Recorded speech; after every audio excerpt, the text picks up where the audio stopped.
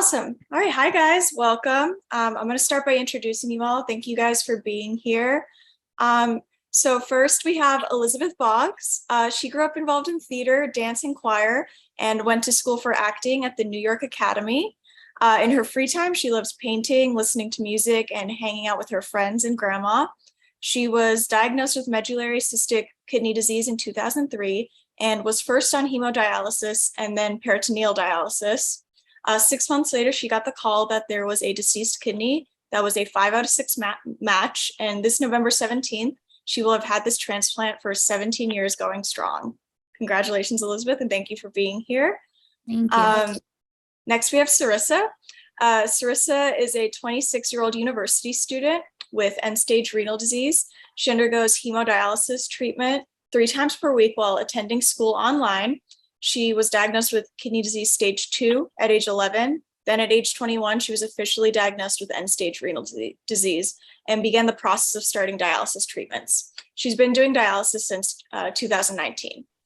Today, she's begun the process of transferring to Alaska to attend the University of Alaska Fairbanks full-time. And she also runs a blog called My Renal Lives, where she discusses her experience as a dialysis patient, which is so cool. Thank you, Sarissa. Thank you for being here. Thank you. And then we have Jorge. Jorge has been living with kidney disease since age 3. He has been on both peritoneal dialysis and hemodialysis and is coming up on his 5th year with his 4th kidney transplant. Jorge is currently working towards his bachelor's in nutrition and dietetics. Sorry if I said that wrong. And he stays physically active by walking, running, and calisthenics. Welcome, Jorge. And last but not least, we have Abby Teasdale. Abby was diagnosed with multicystic kidney dysplasia at birth. She was immediately put on dialysis and took her first breath without a ventilator in April of that same year. She received her first transplant at just 20 months old. Throughout her childhood, she thrived with her illness and got a second transplant on February 17th, 2007, a few days short of her 11th birthday. She is currently an inside sales apprentice at Bitwise Industries in Bakersfield and just recently got hired as an event staff with the Bakersfield Condors. Abigail also let me know that she received her 3rd transplant sometime just last week. So congratulations, Abigail, and we are going to get into that. So yeah, thank you all for being here, and we can get started on my first question for you guys. So you guys all grew up with kidney disease, and growing up with kidney disease is very difficult. How did you guys cope, and what are some coping strategies that maybe you can share with us today? And whoever wants to start, just feel free and jump in. Well, since I was born with it, I feel like I've gotten used to it because, I was born that way. So pretty much my whole life, ever since I was born, I've had to cope with it. So it's just been something that's part of who I am and my identity. So that's basically how I cope with it. Okay, thank you for sharing. I, growing up, got involved when I can. So when it was during my bad days, I would look forward to the days where, I got to hang out with friends, I got to hang out with family. So I never tried to dwell on the bad days I was having. So that was my coping strategy. That's a great tip. That's awesome. That's something that I can use. Honestly, that's great. Thank you, Sarissa. Jorge or Elizabeth, do you guys have anything to share? I think asking lots of questions so you're not scared too is a really good coping strategy for me, and just being able to know exactly what's going on and then taking that and talking about it with someone else that's going through it or with my friends or family. That's great. Yeah, I think talking through it with someone you feel comfortable with is a really good tip. Thank you. Well, I've always had a lot of hobbies. And then once I was back on hemodialysis, I started exercising quite a bit because back in around, I think 2010, 2011, I had pneumonia and my health was basically at its lowest. My 4th transplant was failing. My lungs were in bad shape after that bout with pneumonia, and I was on 5 different blood pressure medications. So I got into college and it forced me to start exercising And I think within less than 2 years, I was off of my medications. And so exercise was not only a way to prevent my health from basically trying to maintain my health, my stamina, but it also keeps my mind busy.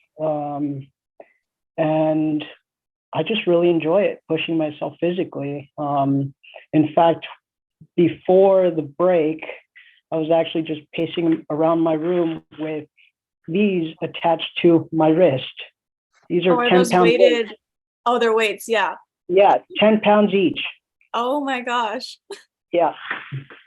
Oh my gosh. Wow. That's awesome. Jorge, did your love for exercise inspire what you're getting your bachelor's in? Did that have anything to do with your interest No, there? but it has certainly helped throughout college because my endurance was absolutely terrible, as well as my energy and focus. And one of the things I've read about exercise is, of course, the endorphins help. All that extra blood flow helps your brain, your attention, your mood.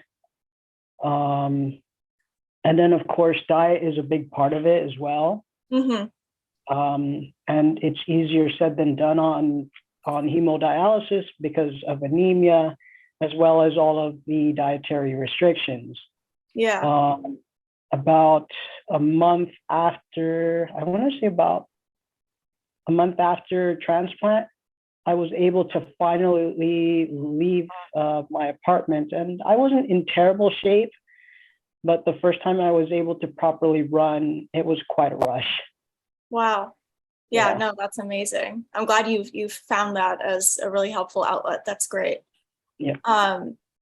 So I know Allison, our first speaker, kind of touched on, she was kind of talking about this, but I wanted to see if you guys had any extra input. Do you find it difficult to stay on top of your medication? And do you have any tips for how you remember to take it? I was actually really bad at taking my medication growing up. Now I do phone alarms because I'm still bad at taking pills. So that's what I use. That's what I do. And I also have like little pill boxes that I'm individually able to take like the day with me. So yeah. For me, I used to do it a week at a time, but it's almost like a muscle memory. So sometimes I would convince myself, I'm like, yeah, I took them already. It's not something I think about. And so I noticed that's how I would be missing my meds. So now what I do is like I make an event of it, if that makes sense. And so I have the pill boxes that is morning and night. And each night when it's time to take my meds, I fill up the night in the morning, then take the night right then and put it at my bedstand. And that's also helped me to remember to do all the refills too. Oh yeah, no, it's great to that's you got like a routine going. That's really Yeah, because nice. otherwise I'm like, oh yeah, I took them full Yeah. confident. And because it's something you do every day, you don't think about it. So I have to make like a ordeal about it. Abby, Jorge, do you guys have any other tips? I'm No. also sorry. Cool. I also kind of use muscle memory in a way. And yeah, I'm so used to it that like I basically memorize the time when I'm supposed to take my meds, but I definitely use phone alarms as well. So there's that. Yeah. And Jorge, any tips from you? Not really. Phone alarms is the primary way that that I do things, and then I will set up my meds for the week. Make sure I get the right one. I always double check because sometimes since one of the problems with both prednisone and Astigraph is memory problems, I make sure to double check which day because I'm on different doses of the Astigraph depending on the day. So for anyone who's on Prograf, that's the one you have to take twice a day. Astigraph has certainly made a big difference for me. That's once a day instead of twice. Interesting. Oh, yeah. Yeah, no, it's funny. I also do the phone alarm, but I find that if I don't take them, like I'll silence it. And if I don't take my pills right then and there, sometimes I'll forget and I'll skip. So that's something that I sometimes have trouble with, but I do try to keep my medication like in a place that I know I'm gonna see that, like I don't hide them, I guess, like they're always in my bathroom, like next to my toothbrush. So like I try to like make a routine out of it, like you, Elizabeth, because yeah, sometimes I am a forgetter for sure, even to this day.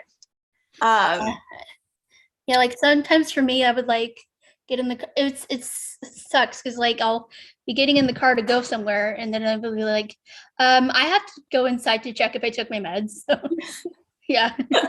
Exactly. Oh my gosh. Yeah. Thank you guys for those tips. So it's super helpful. So next I wanted to talk to you guys about school. So I know some of us might still be, I know Sarissa, you're still attending school. I'm still attending school. But even, you know, when you guys were pediatric patients attending school, do you guys have any tips, I guess, for attending and interacting with your peers at school? For me, I made friends with a few people that would help me stay on track with school. So they would like call me like once a week and be, oh, this is what you missed while you were sick. And then I like school a lot. So I would bring homework with me to ER visits. So I just stayed on track that way. But with peers, it was actually pretty difficult to make friends once in the beginning, because you're scared to be identified as like someone who's always sick. So but it's, as an elementary school kid, no one's really judgmental. They're just like, oh, you need a card when you're in the hospital? That's fine.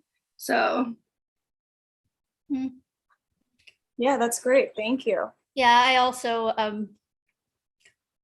was in elementary school when I got my second transplant. So I was in fifth grade, not sixth grade. It was fifth grade, but sixth grade was when I got diagnosed with pneumocystic pneumonia. So in terms of college, sorry, go ahead. Both my fifth and sixth grade year, I had people like keep me on track, being like, this is what you missed. And I kind of got homeschooled right after my briefly right after my second transplant. So that was fun. Yeah. So maybe we can shift a little bit. So what were some challenges, I guess, you guys might have experienced like going through school? Were there a lot of challenges or not so much? There was for me. I kept missing deadlines a lot, like right now in college. In the beginning, I was missing a lot of deadlines because I was getting sick. And then when I started dialysis is very draining and can be very tiring. There's moments where I sleep an entire day and I miss a deadline that's due that night. So I utilize like the disability offices and keeping in contact with your professors because they want you to succeed. So they're very like accommodating most of the time. So just be open to communication. You have to advocate for yourself in school, or else nobody's going to realize that you do need help. Right. Yeah. And I was always embarrassed to advocate for myself because for some stupid reason, Bakersfield is like not as it's not, they're a little less accommodating in Bakersfield, but I mean they're accommodating, but sometimes the kids there can be a little wonky in terms of accepting people with disabilities. And yeah, because I would be embarrassed to drink water in front of people. I would be embarrassed to ask for help because I was nervous about the people who I would be categorized as, and I didn't like that. But now I accept who I am. So I'm my own person. I had a lot of imposter syndrome growing up. So yeah, no, I mean, definitely both sides of the coin. Like Sarissa, I'm glad to hear that you know, people were accommodating to you and you felt that support. But yeah, Abby, I see it could go the other way. You know, you cannot have that support, and that's really tough. But you know, I hope that sorry, what was that, Elizabeth? I said sometimes it was scary. Oh, yeah, no, absolutely. a little nerve-wracking. Yeah. Thank you guys for sharing that. Elizabeth or Jorge, do you guys have anything to add about, school challenges or interacting with peers in school? I think for me, it was more I'd be worried about sounding like I'm always complaining or having a health issue because it always seems like I'm having a health issue. And that's how I found like what friends were friends is because they would ask instead of like me almost needing to tell them, if that makes sense. Mhm. Because I always felt like I didn't want to be that person that like I don't know, always like was like, oh, I have a new thing going on, which even though that's true, like, I mean, just kind of gets like, if I don't know, didn't want to be like a burden on friends and sound like repeating, I guess. But that's how I found like really good friends. That's great. Yeah. Hmm. I've Jorge, always been yeah, go ahead. I've always been a loner, so friends, well, there have been few and far in between. But I've always enjoyed school. That's one of the few things that is common to me aside from having to deal with hospitals growing up. So going towards higher education seemed like the right choice. Um, and especially since one of the things they drill into when you're growing up on dialysis most of the time is the diet, the diet, the diet, the diet. But they don't really explain why, and that was most annoying. I never really had any problems with accommodation. I was always I managed to get accommodation through the students special student services, and then I got through my associate's degree just by studying about part-time. Mhm. And I'm still right about there because even though I'm no longer on dialysis, the meds certainly have some of those same effects as if I were overloaded with urea. Yeah. You still have a little bit of that brain fog, or maybe you do think clearly, but that attention span just disintegrates after a while, like 2 or 3 hours. Hmm. Yeah, we do have a question in the chat if you guys are willing to oh, here, Abby, you answered. Thank you. I'm going to read it out loud anyway. So from Karen, thank you all so much for your stories. What would you tell a 17-year-old girl born with dysplasia, 4 years on preemptive transplant, and she's back in stage 4? She has depression and anxiety and does homeschool, and she has a hard time making friends. Do you guys have any tips? I don't know, maybe you guys can relate to that story. Abby put in the chat that she would give some good affirmations. Does anyone else want to chip in? You could read the question in the chat if you click on it. But I got involved with RSN. So that's how I made friends, because I was always out of school. So when I did have friends there, they would be like in a different school. So, but RSN was a very big support for me growing up, because I started being involved in RSN when I was 13. So I'm 26 now. So it's been about 10 years. Same here. I would say the same thing. I sadly didn't get to join it till later. I didn't know about it. I wish I had known about it like since I was a young age, because talking with others, like I don't know, it makes you feel like normal. Like it doesn't, not that you shouldn't feel like not normal, but it just you may have like even different stages that you're at with your kidney disease, but it's just something that I don't know, just like brings you together with like your other peers because they're going through it. And I don't know how to explain it, but it helps a lot with like depression, anxiety, because you know you can talk to them and you know that they understand you and can almost understand everything you're going through at the same time. Right. yeah, Karen, I do want to, and I'm not sure if your daughter has already been or if she's already signed up, but we are coming up on our renal prom, and that's where I found, a lot of friends, and it made me a lot less scared. I got my diagnosis the same year that I went and attended that prom, and so I really didn't know anything about the disease. And so being there and meeting people, I also ended up meeting and finding out that one of my classmates had kidney disease, and we continue to be in each other's support system today. And so whether you're in California or if you're out of state, we are doing virtual and in person. So yeah, Karen, I encourage you to sign her up, and we would love to get to know her. It's a really fun time. Yes, so. it is. And I've also been involved with renal team prom and renal support networks probably since I was 14 and old enough to attend. And I think I remember that Sarissa and I were actually cabin mates at the Painted Turtle. I don't know if she remembers that. Yeah. Before A long time ago. Yeah. Yeah. Yeah. Oh my gosh, that is so sweet. Oh, that makes me Yes. so happy to hear. Wow, Yeah. that's great. Okay, wow, yeah, thank you guys. That was a great conversation.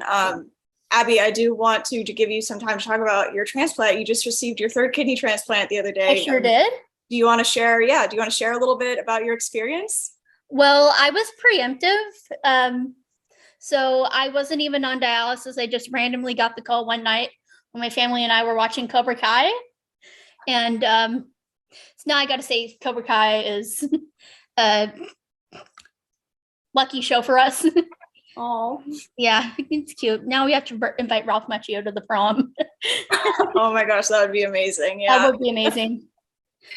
Because he is friends with my, because he used to go to film camp with one of his, not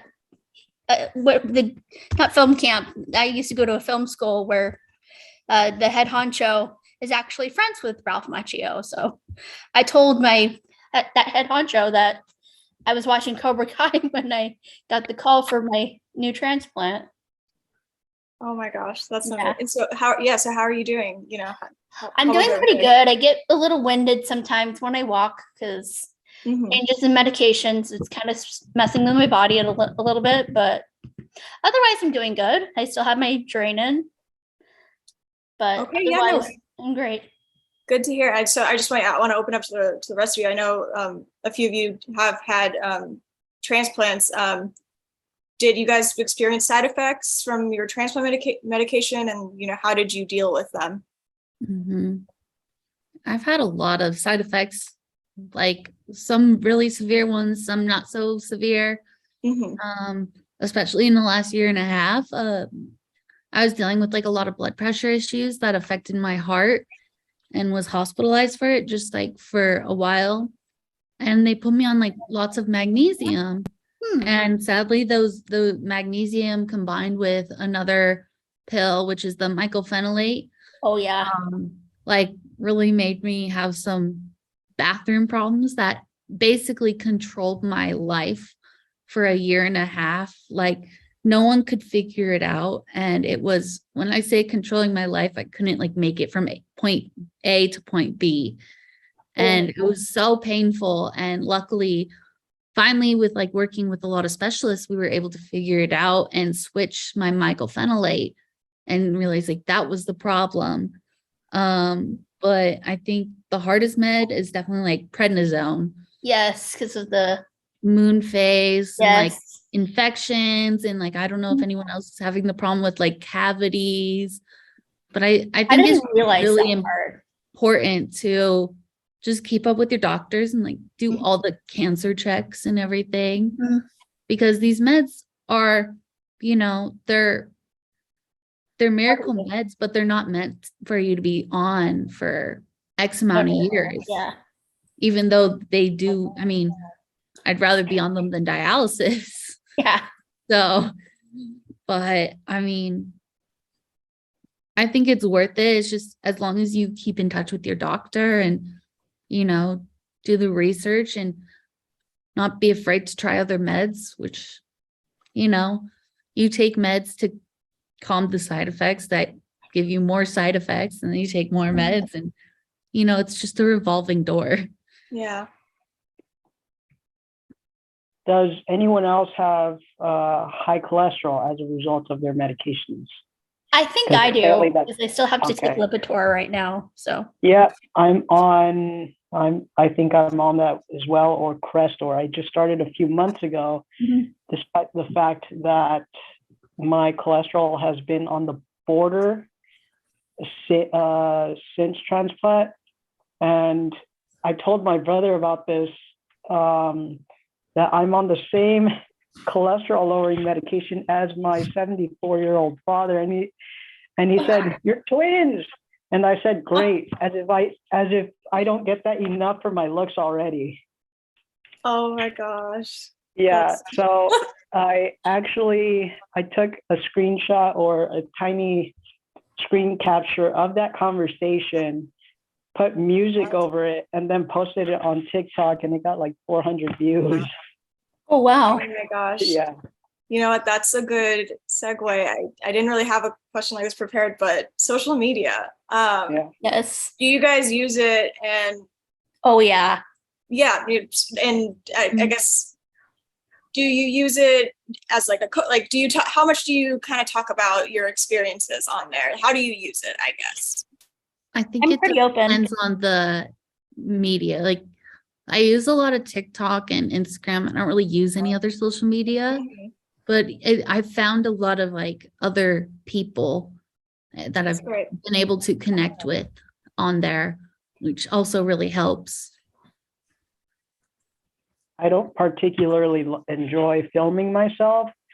So most of the stuff I post, it'll be some absolute nonsense, or it'll be those just small clips of those conversations. Mhm. Then I'll put music over it. But there was one video that I record when I recorded myself getting my first round of shots to treat osteoporosis. Mhm. And I've debated posting that because I want to do a voiceover where I include some of the possible causes for osteoporosis, but there is so much misinformation or out there that I Right. want it to be as accurate as possible, because me going into nutrition, it has to have a strong foundation in science. So I want to make sure that anything I post online is as accurate as possible. Yeah. I kind of use social media just a little bit. I originally, because I do a blog where I do talk about dialysis and how I'm transitioning to Alaska, how long it takes and everything. So I actually decided to do it for a school assignment, and I just kept going with it. Like I haven't written in it like a month or two, but because classes are hard right now. But I talk about, I'm not I'm excited to talk about my dialysis and everything because there's not many people around my age that talk about it. It's usually someone as like a little child, or it's someone as a complete adult.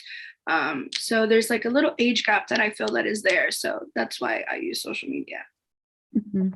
Yeah, Yeah. that's great. I think it's Is that age gap around teens? Because Yeah. I know, Yeah. for example, that is very crucial in terms of bone growth. That is Mhm. when a person's bones are undergoing the most change before their growth plates fuse. And I remember during high school, my phosphorus was out of control, and I'm pretty sure that was the largest contributing factor, aside from my history of being on dialysis for so long. But that small gap of maybe 3 or 4 years before all of these other non-metal compound phosphate binders came out, that really did a number on my bone. So my joints pop, crack, snap, they make noise. Mhm. Me too. Same. oh, go ahead, Elizabeth. Yeah. Yeah, I have that problem. Yeah, I swear I'm just standing and I'm trying to turn around and it's like crack, crack. Well, thank you guys for sharing that. I think I'm glad, you guys, social media can be good, it could be bad, but I do think, the way you guys are sharing normalizes it for people and makes other people comfortable in their own stories. And I think that's awesome. And Sarissa, I'm a proud subscriber to Sarissa's blog. So I recommend, it's great. But yeah, so thank you guys for that. We do have a few questions from Lori in the chat. Do you ever worry about getting addicted when taking pain medication? Any experiences with that? Yes. I've never been addicted to the pain medicine, but I have had worries about it. Mhm. And actually recently I bruised my rib really bad. I fell down the stairs. I tripped over my cat. It's really embarrassing, but it happened. And so I was in extreme pain. And I think, as we all know, like, I'm pretty sure we're pretty good at pain, like managing pain and everything. So when I go to a doctor and I tell them I'm in really bad pain, they know I'm in really bad pain. So they gave me like some opioids, which is the tramadol. Tramadol. Yeah. Yes. So I'm always worried that I'm going to get addicted to it, because a lot of like some of my kidney medications, I feel like I'm addicted to them. Like if I don't take them, then I get like sick Mhm. and have like withdrawals and things. So I don't know if anyone else has that problem where you just like don't feel good and it feels like a withdrawal. But I've never had it. It somewhat makes sense, but it's not something I've experienced personally. Yeah. But it hasn't Interesting. happened with the pain meds, just like, Yeah. I remember for like a long period of time, I just dealt with the pain because I was too scared to start taking them. Like, because it is a possibility, because you're in so much pain sometimes that it's consistent. Like, Mhm. you don't, like, you wake up with pain, you go to sleep with the same exact pain. But I've learned that you just gotta trust the people and your support system around you, as well as yourself. So that's one thing I suggest. Okay, yeah, thank you guys. Another question from Lori. What is one of the goals you guys are working on? Do you guys have any goals that we're striving for right now? Or one goal? It could be one goal. Transitioning to Alaska. Yeah. Working on my script for my sales for when I come back to work. Nice. Abby, you go. Ladies first. I already Oh, here, Elizabeth, do you have a goal? I think my goal right now is, I don't know, just staying on top of my health and being where I am right now, and making more friends in the kidney community. Like Sarissa and I've been talking. Oh, that's great. Yeah. And hopefully we're gonna meet up. But just like being more involved, because it's like really helps with my depression and anxiety and feeling of like alone, I guess, because I'm not, like, there's so many of you guys there. So I want to be more involved in the RSN. Yeah, having a community is so helpful and so important. We have like a small Slack group it's a small group. I don't know if I'm targeting it towards youth and teens and young adults. have Slack. Yeah, if any of you guys, Sarissa's in Yeah. it. We've been trying to plan a Hulu movie night watch party. We do try to. It's So hard. Yeah, it's hard with everyone's schedule, but it's there to also ask questions and talk. If anyone else is interested in joining, you can let me know. But not to get too much into that, Jorge, did you have a goal to share? Short term or long term? Either one. You can give two. Or well, obviously long term would be to get my bachelor's hopefully before my dad passes, and then gaining my independence, because that is one of the biggest things. I grew up very sheltered. So trying to find my voice and also my way throughout life has been very difficult. And I told my brother, the one thing that I'm ashamed of is the fact that I'm 35 and I can't even support myself, because he pays my rent. My dad helps me with my bills, but he's 74. So that's always a bit worrying. And I have a pretty big bucket list. And I'd like to cross some things off of it at some point. Oh yeah, that's good. It's good to be. I know that sounds like a tough situation, but yeah, stay ambitious and keep having those goals, and cross off what you can, and that's really awesome. Sarissa, I know you mentioned your Alaska move. You decided to go to school there. I just wanted to ask you, how are you navigating the travel and setting up a new care team and all of that? How has that been going? It's actually a waiting game because I have to switch insurances. So I have to wait until I'm actually moved out there for the insurance to like take place. For dialysis, it's actually pretty easy. I just called the center from Alaska and I'm like, oh, I'm moving, by the way, guys. And they said, okay, we just call your home center and we'll send all your paperwork, your labs. And I already have a date set. So it's actually a pretty easy transition. Okay, well, I'm happy to hear that. And that Yeah. is so exciting. Super Are you excited. feeling mostly excited, or what are the I'm- feelings you're having? Honestly terrified because I'm leaving to a completely different state by myself. I'm basically gaining some type of independence because I did have a big family like support group out here in California, but it's different and it's going to be challenging, but it's going to be an adventure. So I'm super excited. Awesome. I'm so happy to hear that. That is super, and I wish you the best of luck. I know you're going to do great. Thank you. That's so great. Before we move on to the next question, I know, Karen, if you want to put your email in the chat, I'm happy to email you the Slack link later today. Okay. Thank you guys. Thank you, Sarissa, for sharing. I mean, that is so brave of you, and you're going to do great. Thank you. Do we have another? Oh, sorry. Before we move on, Lori had another question for you, Sarissa. Do you know where to go if you get called for a kidney? I'm actually not on the list. So I don't qualify for the list right now. So I don't have to deal with that at the moment. I'm gonna try to probably sign up in Alaska, see if the regulations are different. But as of right now in California, I don't qualify for a transplant to be on the transplant list. So Okay. Okay. Do you guys have? Oh, okay. Hold on. Lori wants to know, why is that? because of my weight, I tried to do a weight loss surgery, but there was way too many complications after the surgery where it became very drastic.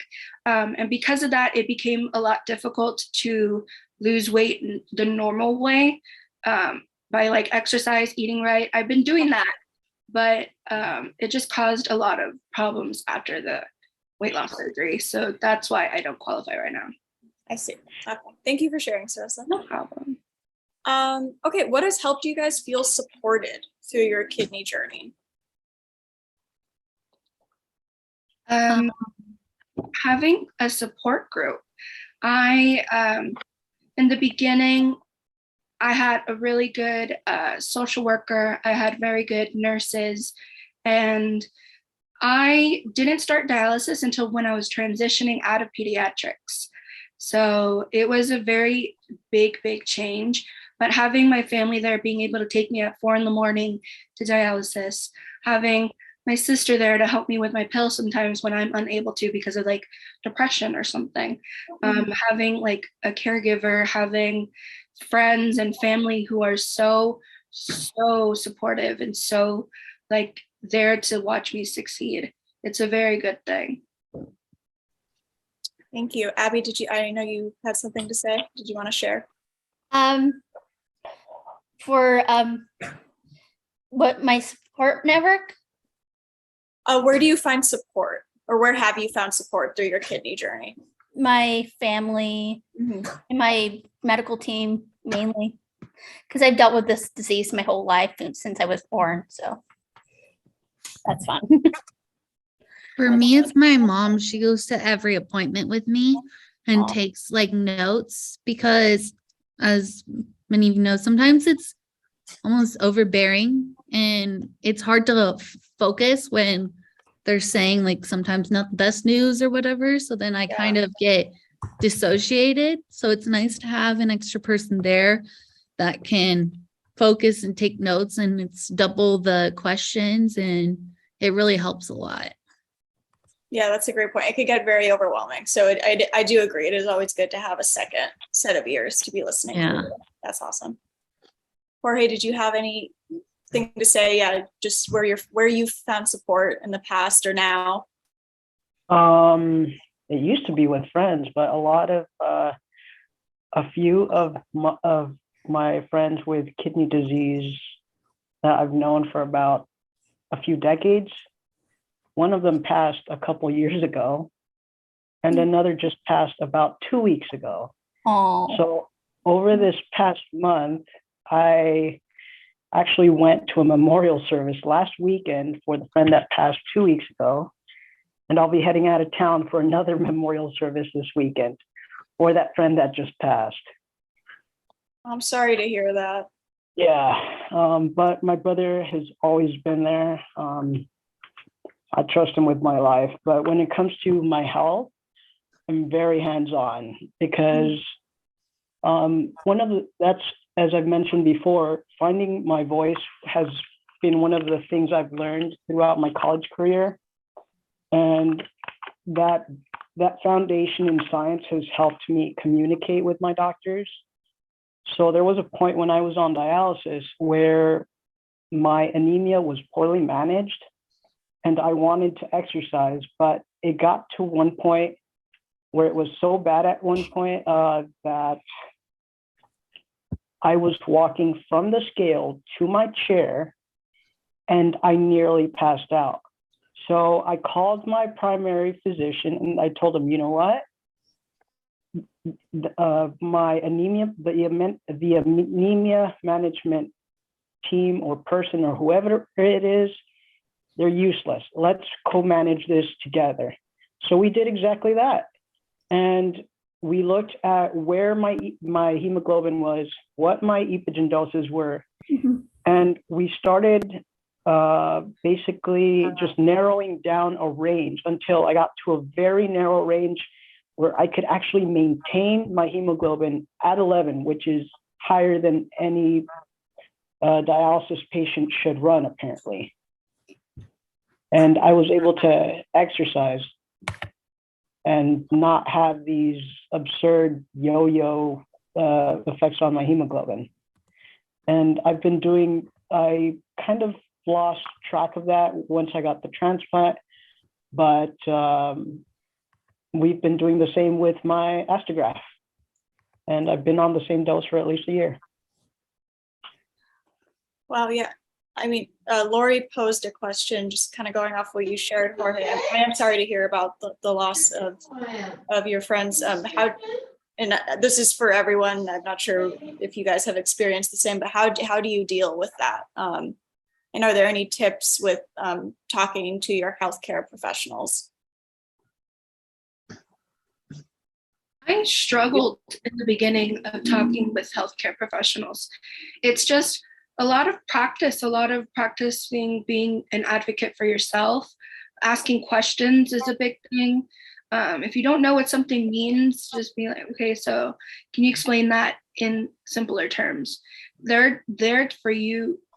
And it's sometimes hard to accept that they're there for you because I'm like, oh, I'm just another patient. No, they want you to feel better. They want you to ask questions. Mm-hmm. So that's a big thing that I had to learn, as I didn't learn until probably like a year ago. So to be completely honest. Yeah. So it takes a long time. It does. No, you're absolutely right. It's a journey for sure. Yeah. Okay. So, moving on to kind of navigating relationships, not just romantic, these can be friendships, relationships with family. How do you navigate them? Whether they be romantic, family, or friendships, how do you navigate those relationships? I think with me, my family and my friends are very curious about what I feel with my illness, what goes on. So I'm just like, I have engaging conversations. Like people ask me, how does dialysis work? So I show them my arm and I'm like explaining, and I like they like comparison, so I like compare things to things that they'll understand. Like when I first started dialysis, my siblings were very young. I told them that I was part robot, and that's how I stay alive. So it's just engaging in like your family, your friends, and it's not something to be scared of. It's not something to be embarrassed of. It's you, and they like you for you. Thank you for sharing that. Jorge, did you have anything to add to that? Not really. Communication. One of the hardest things for me was learning to communicate openly, and and directly. It wastes a lot of time just trying to put way in a manner where people have to read between the lines. So I've gotten a few comments from my friends that I'm too straightforward. I'm like, why waste people's time by beating around the bush? So sometimes it's absolutely hilarious. For example, when there was one point when I was on dialysis, since I have a femoral fistula, or had, since it clotted off now, there was one time where I lost maybe the equivalent of 200 mLs or 8 ounces of blood. And I messaged a female friend of mine who lives out on the East Coast. And I guess it was the serotonin, because that's one of the chemicals that apparently gets released when a person bleeds profusely. And I told her that's about as close as I'm going to get to experiencing what it's like to have a period. Oh my gosh, that's funny. What was the question? Sorry, my internet went no, out. I was going to repeat it for you. I'm glad you were able to pop back in, Elizabeth. So the question was, how do you navigate relationships, whether they be family, friendships, or romantic relationships? I think it's important to advocate your health, because in a way, your health is almost like having a relationship, like with your health, because it's an everyday thing. It's not, once in a blue moon having like a flare up or something. It's an everyday routine. So I think it's really important to advocate for yourself. I don't think you have to say everything, because some people you'll want to share everything and some people you won't. And I think it's just really important to be open to them. And also, now that we're mostly adults, I think you shouldn't be ashamed of what it is. I mean, I don't know. I just think it's important, because that's how you're going to find support. It's hard to handle it all on your own. It gets very overwhelming, and, I don't think anyone should have to deal with it all by themselves. Absolutely. And I love that the comparing or saying that, you're having a relationship with your health. I've never really thought about it that way. And I think that's a really interesting way to think about it. It was a good one. Yes. Abby, did you have anything to add about relationships and how you navigate those? I don't really know. That's I'm on okay. the autism spectrum, so relationships are pretty hard to me, in addition to my kidney disease. So Yeah, no worries. Totally Yeah. fine. We have another question from Lori. Do you guys have any tips for managing your diet?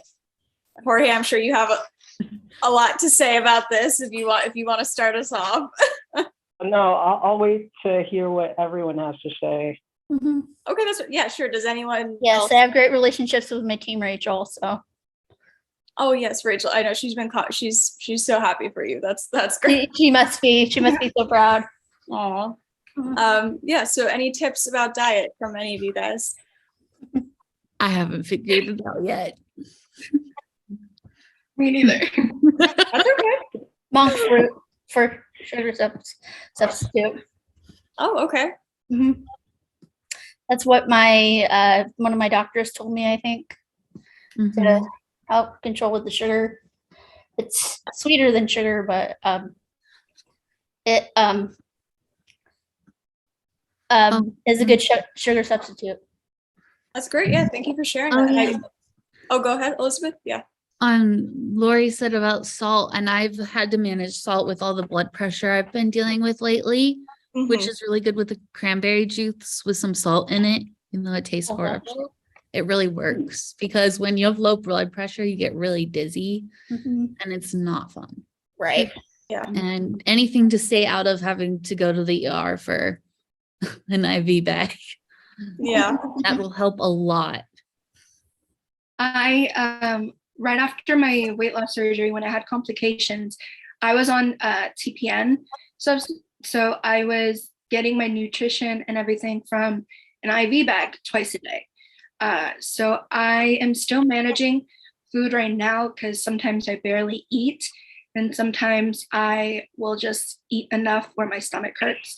So it's a hard balance right now, but otherwise it's difficult.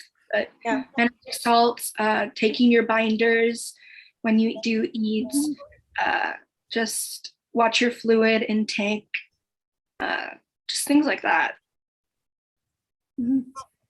Yeah. Thank you. And then Jorge, do you have anything to add? For me, it was really a lot of trial and error. For example, on dialysis, the diet was just so restrictive that I got fed up with simply eating carbohydrates and meat. And one day I decided to say, you know what, screw it. And I bought myself my first fruit, a pineapple. And then I started slowly implementing healthier foods into my diet. I was able to, and I noticed my energy was a lot better. And along with the exercise, my endurance got better. And now that I have a transplant, one of the problems that I'm having, because I started the osteoporosis medication, is that my phosphorus is too low and that my cholesterol is a bit high. So managing my sodium isn't a problem because I do a lot of exercise, so I can eliminate some of that sodium, and it also counteracts the effects of that sodium. But as for the rest, I really just keep an eye on my labs, and I will make changes to my diet accordingly. That's great. Yeah. Thank you guys for that. Thank you for those tips. Those are really helpful. We have a question in the chat from one of our one of our attendees. What is the worst part of dialysis, and is having a kidney transplant better? Well, having a kidney transplant is definitely way better because it's something you used to, and your life is saved, and you know you've made it. Transplant is proof of resilience, I think. Yeah, I would say having a transplant is so great. Even like I said, with all the meds you take, like Yeah. it's so worth it. I've done both dialysis, and I just, not only is it painful, it's not a fun experience. And I feel like you can't really live your life. You know, you're connected to a machine that's living the life for you. And once you get your transplant, the amount of energy you have compared to being on dialysis, even though I'm not like always energized, still nothing compared to being on dialysis. I mean, you're free. Yep. You can swim, like do all I'm these currently things. on dialysis. Mhm. So the worst part is you never know what you're gonna feel after that session. Yeah. True. You will never know if it's gonna be a painful session, if it's gonna be something tiring, if you're even gonna pass out from low blood pressure, because that's happened to me quite a few times. Right. So you never know. And it's super draining. Like a lot of people say like, oh, you should feel better after dialysis. Some people do, and I'm really grateful for them. Like, not grateful, like I'm really happy for them. But there's times where like you're not able to keep your eyes open. You're not even able to pick up your blanket after and fold it. It's very, very tiring. So Yeah. it's just that's one of the hardest things. And it's completely like you don't know. You don't know what's the ending gonna be. So Yeah. Thank you guys for sharing that. I do just last question, and we'll just go in a round. I'll have each of you give your answers. What do you wish someone had told you when you transitioned to adult care? you turn into your own advocate, start asking questions when you're younger. So Mhm. it's easier to do it as you transition into an adult. Yeah. Yeah, great point. One Elizabeth, thing, yeah, go ahead. one thing I noticed is the anxiety of learning to trust another doctor because, for example, for me, I've been at dialysis my whole life. I've gotten to know my doctors, my team, all the different specialists in Children's Hospital. It was like my second home. I mean, I spent so much time there growing up, and deciding what doctor or what insurance to go to next is really kind of scary to think because I'm putting, my life in somebody else's hands, and I don't know if I'm gonna be a complete match with this nephrologist or not. And, I think it's, they don't baby you anymore. Yeah. So you definitely have to be an advocate for yourself, like Sarissa said. Yeah. And one thing I do want to mention is it's okay to not like the first doctor you pick. It's That's a great point. Yeah. switch doctors until you find the one that's meant to help you. And that was something I had to realize. So it's Yeah. it's okay to like not be the first. You don't have to stay with the first one. Yeah. Yeah. Don't thank be you. scared to get another opinion. Yes. Great. Yeah, that's really important. Thank you for saying that, Sarissa. That's awesome. I'll piggyback on both of what they said. For example, the dialysis, the physician that I saw when I was on dialysis, I don't know if he was on the spectrum or what, but we clashed. We did not get along. And at one point I decided to change my dialysis time to 4 hours. And a few months later, once my potassium was under control, he told me he wanted to lower my time. And I told him bluntly, you and I both know that if that happens, my potassium is going to go straight back up. And he never mentioned it again. Wow. Yeah. So yeah, I mean, you can definitely clash, and yeah, like Sarissa said, it's important, give yourself that option to get a second opinion or explore other doctors for that better relationship. Yeah. Thank you for sharing that, Jorge. Abby, did you have anything to say, what you would say to someone who is transitioning to adult care before we close out? I'm kind of on the same page. I think you gotta find the people that would work with you the most, someone who really understands you. And I'm grateful my doctors have understood me, especially because I'm also on the autism spectrum. So yeah. Yeah, thank you guys for sharing that. And thank you so much for being here. So that's all I have for you. And I think you guys shared really valuable advice. And I so appreciate you guys taking the time to do this today. Yes. So yeah, I'll turn it over to Lori. I have a couple questions. And I have to say, my heart is so full right now because I've seen so many of you grow up, and it's just wild. I feel like a proud mom right now. Aw, thank you. I know I do because, I know I was on dialysis from age 12 to 24. And Wow. I know all the emotions that you guys have and how you have to advocate for yourself. And what Jorge said, like, at a certain point you have to tell doctors, like, this is what I need to do well. Right. You don't want to be combative with them.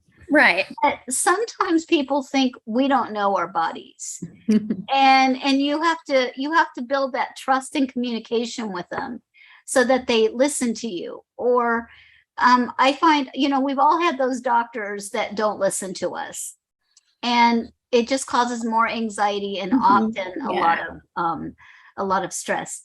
I wanted to give a suggestion to Sarissa, because as your kidney mom,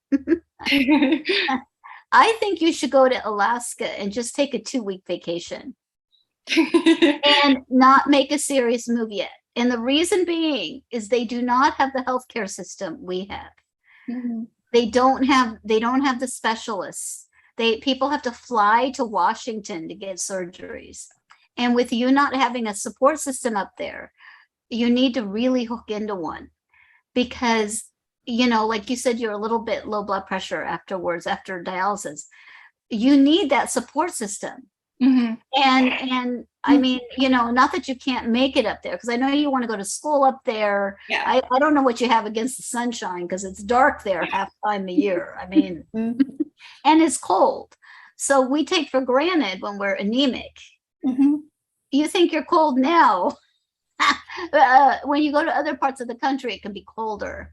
Right. Than It's that a anymore. lot. So I just highly suggest you just take a little vacation and go around and visit people before you make the final move. Right. Because I care about you, and you don't have a lot of room for error. Yeah. And sadly, it's just a fact around the country. I live in Los Angeles, and you know, my husband and I own a home, and sometimes like, oh, let me sell my home and I'll move somewhere, you know, because like our home is worth a lot of money, which I'm like, I could have a dog rescue somewhere, right? Aw. And it's just interesting to me. But you know, once you've established your healthcare system, there's very few places I could go, Mhm. because they have to know about my transplant I need. If I go in the hospital, they know it's just a little more complicated. So that's my only cautionary tale, because I think it's wonderful that you want to move on with your life, just and be independent. Just be a little bit cautious of a place that may not have the healthcare we're accustomed to in Los Angeles. If we want an MRI, we get an MRI. You know, in other parts of the country, oh, it's 2 months, you know, because they only have 2 machines in the whole city. Mhm. And it's just different. So, and then I guess last but not least, just to wrap up, Isel, and you did an amazing job. Let's Yeah. give Isel a warm round of applause. Yeah, thank you. We created, and a shout out to our corporate mission partners for making this happen.